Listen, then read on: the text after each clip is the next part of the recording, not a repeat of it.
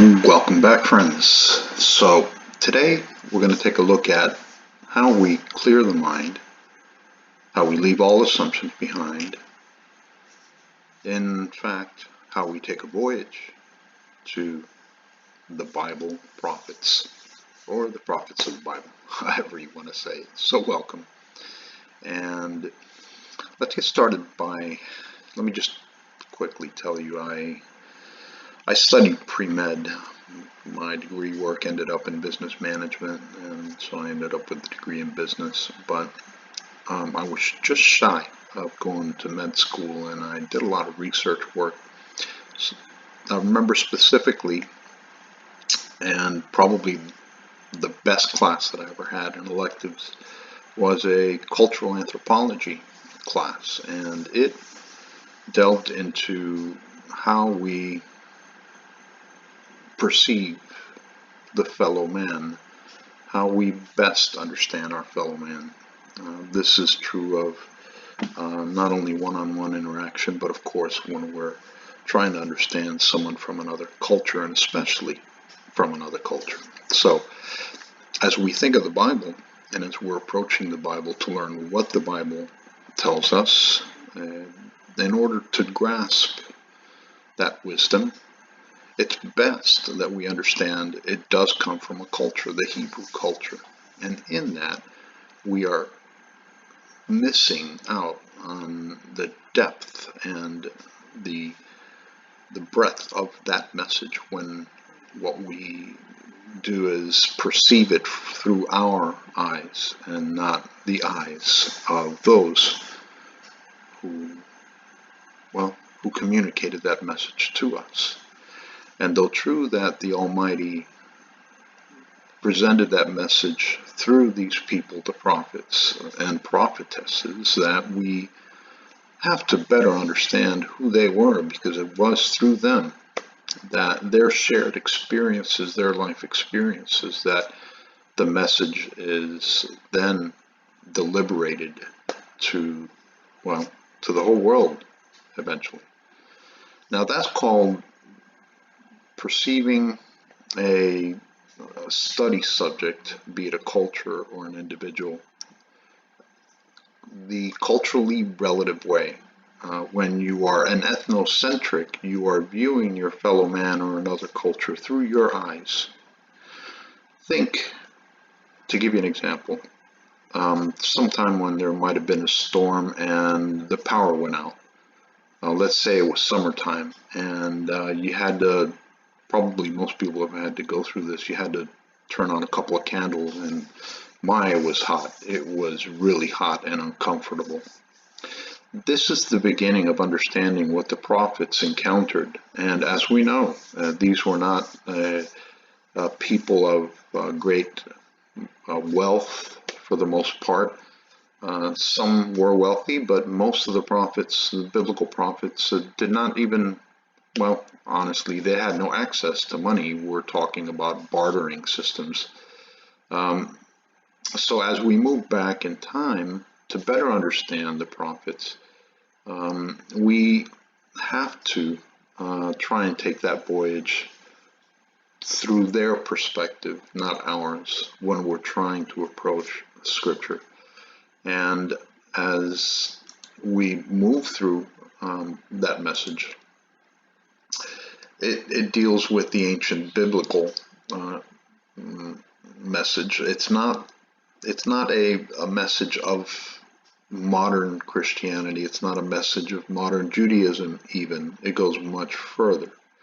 The best way that we can get closest to what the prophets were saying is by researching the history. And on our website here, you go to the topic. When I say "our," I'm talking about the site itself. You take a look at the research topic, for example, and you go down to history. You can begin that voyage to better understand what the prophets faced and how that message even today gets distorted via the lenses of more modern translators. As we progress, the history that involves the evolution of that message allows us to how should we say, uh, pluck out of that modern view, take out, if you would, once we can identify those add-ons, the things that have been added on, or maybe some things that have been taken away. That's what culture will do for us. So as we take a voyage in time, and this is what we can do using the tools of videos and history, we should always, of course, remember, verify. I don't agree with everything 100%. But for the most part, I have researched, I've sat through each and every one of these videos, and I have researched them, and I've seen that they are as good as we can find. But maybe you can find something better, and hey, send me an email if you have, because this is all a much larger effort. This is not just one man out to the world. This is about all of us contributing, right? So as you continue your voyage in history, and as you begin to understand the things that we've added or taken from that history, the message begins to get simpler and simpler and simpler and simpler.